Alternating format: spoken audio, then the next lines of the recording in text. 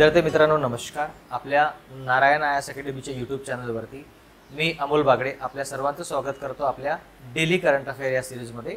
चला तर आजचे काही मुख्य जे करंट अफेअर्स आहेत त्याच्याबद्दल बघूया आपण। याच्यामध्ये सर्वात आधी याच्यामध्ये बघूया डोनाल्ड ट्रम्प यांनी जो धडाका लावलेला आहे कशाचा, टॅरिफ म्हणजे काय, एक प्रकारचा टॅक्स आहे। म्हणजे कसं आहे, आपल्या भारतावरून एखादी 100 रुपयाची वस्तू जर गेली कुठे अमेरिकेमध्ये तर आधी किती टक्के होते, 25% होती। तर एखादी 100 रुपयाची वस्तू आहे ती अमेरिकेमध्ये कितीची होईल, 125 रुपयाची होईल। आता यांनी काय केलेलं आहे, याच्यामध्ये परत 25% लावलेलं आहे, म्हणजे टोटल किती झालं, 50%। तर भारतामधून एखादी वस्तू 100 रुपयाची गेली तर ती अमेरिकेमध्ये कितीची होईल, 150 रुपयाची होईल। त्याचा अर्थ काय आहे, आपल्या भारतामधील जे आपण एक्सपोर्ट करतो ते एक्सपोर्ट अमेरिकेमध्ये काय होईल, महागून जाईल। आणि एखादी गोष्ट जर महागली तर त्याची मागणी जी आहे ते काय होते, कमी होते। त्या वस्तूची मागणी काय होते, मग कमी होते, कारण ती आपल्याला महाग होते। तर आता आपल्या भारतामधून ज्या वस्तू तिकडे जाणार आहेत त्यांच्यावरती जवळपास 50% ब्राझीलवरती सुद्धा 50% टॅरिफ या डोनाल्ड ट्रम्प तात्यांनी लावलेला आहे।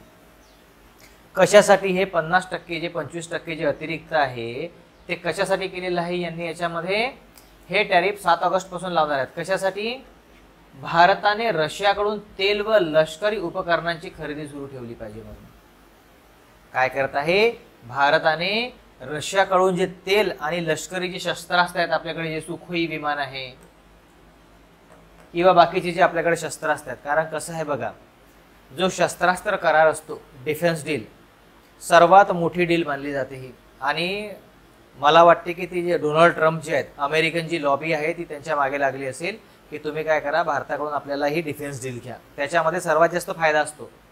यांचं असं म्हणणं आहे की तुम्ही रशियाकडून बंद करा आणि आमच्याकडून घ्या, म्हणून एवढे मोठे हे निर्बंध याच्यामध्ये लावलेले आहेत। तर आता काय आहे म्हणते, त्यांचं काय आहे, जी ट्रम्प यांच्यामध्ये काय युक्रेन युद्धाला अप्रत्यक्ष पाठिंबा देणे असं हे म्हणून राहिलेले आहेत। तसं तर हे लोक विकून राहिले आहेत असं काही नाही आहे, पण आता सांगायसाठी काहीतरी सांगावं लागेल यांना। याच्यामध्ये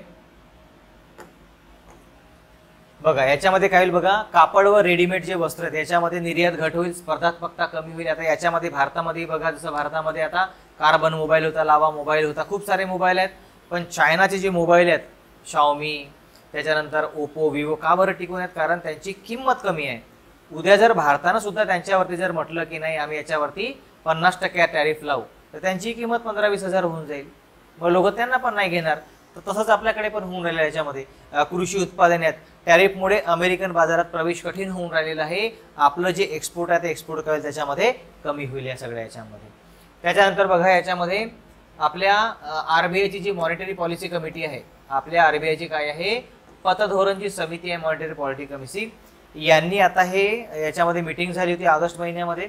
याच्यामध्ये यांनी काही जे आपले निर्णय आहेत ते निर्णय दिलेले आहेत। बघा याच्यामध्ये काय दिलेले आहेत, रेपो जो दर आहे, रेपो रेट आहे। रेपो रेट म्हणजे काय आहे, ज्या दरावरती बँका रिझर्व्ह बँकेकडून कर्ज घेतात, किती ठेवलेलं आहे, जैसे थे म्हणजे 5.5% ठेवलेलं आहे। याच्यामध्ये धोरणात्मक भूमिका कशी आहे, न्यूट्रल आहे। कधी कधी परीक्षेमध्ये विचारतात आपल्याला की आरबीआयची जी मॉनिटरी पॉलिसी आहे ती कशी आहे, एक्सपान्शनरी आहे, वाढणारी आहे की संकुचित आहे की न्यूट्रल आहे, म्हणजे सध्या काहीच त्यांनी दिलेलं नाही याच्यामध्ये।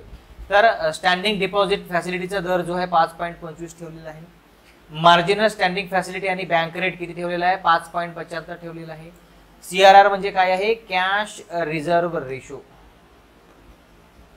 काय आहे, कॅश रिझर्व्ह रेशो किती आहे, जवळपास 3% आहे।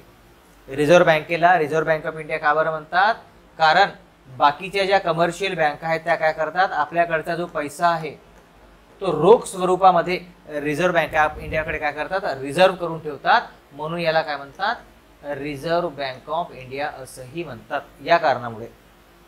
आणि हे कॅशच्या फॉर्ममध्येच ठेवावं लागतं। त्याचबरोबर रिझर्व्ह बँकेने काय म्हटलेलं आहे, फिनान्शियल इयर 2026 साठी जीडीपीचा जो अंदाज आहे किती आहे, जवळपास 6.5चा दिलेला आहे। महागाई दर किती दिलेला आहे, जवळपास 3.1चा दिलेला आहे। याच्यामध्ये पूर्वीचा जो अंदाज होता तो किती होता, 3.7चा होता याच्यामध्ये।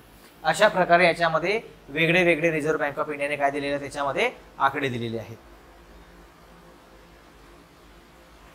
बघा आता या निर्णयामागील कारणे काय दिली आहेत, अमेरिकेच्या टॅरिफ धोरणामुळे अनिश्चितता वाढलेली आहे, बिलकुल वाढलेली आहे। कारण त्याच्यामुळे काय होऊन राहिलेलं आहे की आपल्या इकडचे जे एक्सपोर्ट आहेत एक्सपोर्ट कमी होतील, एक्सपोर्ट जर कमी झाली तर आपली ग्रोथ पण कमी होईल, GDP ग्रोथ रेट कमी होईल. ह्या सगळ्या गोष्टी त्याच्यामध्ये. पावसाळा चांगला असल्यामुळे ग्रामीण मागणी मजबूत आहे. सणासुदीचा हंगाम आणि सरकारी भांडवली खर्चामुळे अर्थव्यवस्थेला चालना मिळण्याची अपेक्षा आहे आणि महागाई काय आहे आपली नियंत्रणामध्ये आहे, असं यांचं म्हणणं आहे. तर आपले जे गव्हर्नर आहेत कोणाचे, रिझर्व्ह बँक ऑफ इंडियाचे संजय मल्होत्रा काय म्हणतायत, सध्याच्या जागतिक अनिश्चिततेच्या पार्श्वभूमीवर धोरणात्मक स्थैर्य आवश्यक आहे. आणि त्यांनी म्हटलेलंच आहे की काय, की भारताची अर्थव्यवस्था सध्या मजबूत आहे आणि महागाई नियंत्रणामध्ये आहे. त्याच्यामुळे आम्ही जे रेपो रेट आहेत त्यांना काय केलेलं नाही आहे, कमी केलेलं नाही आहे, ते जे जसं आहे ना तसंच ठेवलेलं आहे. परिस्थिती जेव्हा खूप जास्त खराब होऊन जाईल, जेव्हा रिझर्व्ह बँक ऑफ इंडियाला वाटेल की आपल्या अर्थव्यवस्थेमध्ये अजून पैसा ओतण्याची गरज आहे, तेव्हा मग ते रेपो रेट कमी करतील त्याच्यामध्ये. चला त्याच्यानंतर बघा, याच्यामध्ये रोनाल्ड रेगन आहेत आणि गोर्बाचेव आहेत. काय याच्यामध्ये, जागतिक शस्त्र नियंत्रण याच्यामध्ये काय आहे की INF करार आहे. काय म्हणतात त्याला, intermediate range nuclear force treaty. आता ही जी ट्रिटी आहे ही कधी साईन करण्यात आली होती, 1987 रोजी. कोणाकोणामध्ये, अमेरिकेमध्ये आणि तेव्हाचं USSR म्हणजे रशिया म्हणू शकतो आपण त्याला, union of Soviet socialist Republic, यांच्यामध्ये दोघांमध्ये करार झाला होता. काय करार झाला होता की ह्या ज्या मिसाईल आहेत, जे क्षेपणास्त्र आहेत, काय म्हणताय 500 ते 5500, काय रेंज आहे यांचं बघा, 500 ते 5500 किलोमीटर अंतराच्या जमिनीवरून प्रक्षेपित होणाऱ्या अण्वस्त्र व पारंपरिक क्षेपणास्त्रांचा संपूर्ण नाश करणे हा त्याचा उद्देश होता. आता याच्यामध्ये हे दोघेच जण होते, कोण, अमेरिका आणि रशिया. आता अमेरिकेनं 2019 मध्ये याच्यामधून बाहेर काढलं होतं स्वतःला. अमेरिका 2019 मध्येच बाहेर निघून गेला. दुसरं काय आहे, युरोपमधील अण्वस्त्र युद्धाचा धोका कमी करणे. कारण कसं आहे, 1945 ला जे दुसरं महायुद्ध झालं होतं किंवा पहिलं महायुद्ध हे सगळं युरोपमध्येच झालं होतं, त्यांच्याच आपसी भांडणांमुळे झालं होतं. पण याच्यानंतरचं जर काही याच्यामध्ये जर भांडण झालं तर त्याच्यामध्ये न्यूक्लिअर वेपन वापरू शकतात, तर त्याचा धोका कमी करणं हे आहे. तर याचा मग आता आतापर्यंत काय झालेलं आहे, इम्पॅक्ट काय झालेला आहे याचा बघा.